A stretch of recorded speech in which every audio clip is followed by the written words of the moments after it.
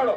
بل تاجدار مدینہ کا فرمان ہے علیشان میرے آقا کریم علیہ السلام نے ارشاد فرمائے کہ من کان لہو امام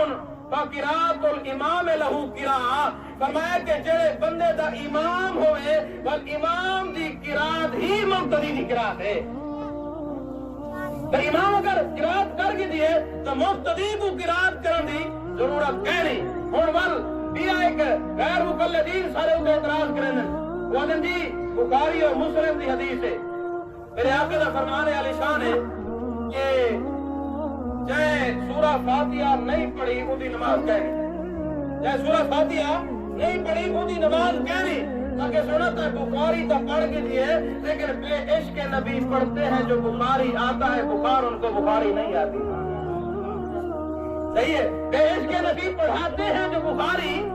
آتا ہے بخار ان کو بخاری نہیں آتی لا صلاۃ لمن لم یقرأ بفاتحۃ الکتاب میں کہ بالکل یہ حدیث بخاری شریف دی ہے لیکن میں کہ سنا بخاری کو سمجھن واسطے کئی عاشق رسول دے قدمے وچ پاونا پوسی محدث اعظم پاکستان دے قدمے پاونا پوسی حضور غزالی زمان رازی دوران دے قدمے پاونا پوسی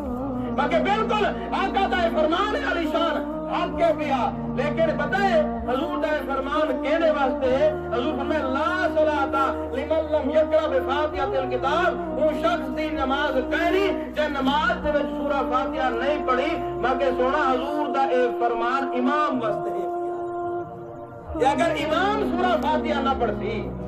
امام اگر سورہ فاتحہ نہ پڑھتی تو وقت دی نماز کہنا ہوسی اگر بندہ کلے نماز پڑھتا کرے وہ سورہ فاتحہ نہ پڑھتی ان کی نماز کہنا ہوسی